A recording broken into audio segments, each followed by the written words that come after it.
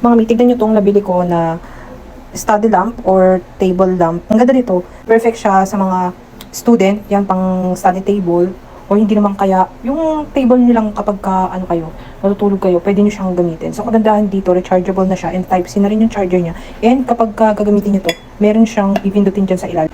Ayun, nakikita nyo ba yung nasa ilalim na yun, yung pabilog na yun, para mapagana nyo nga itong mismo lang. Pinagamit ko kasi sa anak ko ngayon.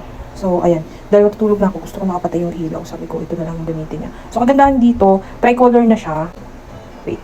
So, ayan yung kulay niya. 1, 2, 3. So, ayan siya. And kagandahan nga dito, itatap mo lang siya dito. And nalalaksan, and nahihinaan din yung kanyang ilaw. So, i-press mo lang ng matagal yan. So, ayan. Hihina na yung ilaw niya. And press mo lang ulit siya. Long press lang. And ayan. Maliwanag na ulit yung ilaw niya. Diba ang ganda niya? Tapos, tricolor na. And yes, ayan, ganyan siya. May iba't pang color to. Merong gold, white, and silver ata yun. Or black. Basta yun. Nalagay ko lang yung link sa comment section and dyan sa yellow basket. And maliwanag rin siya. So, ganyan yung itsura niya.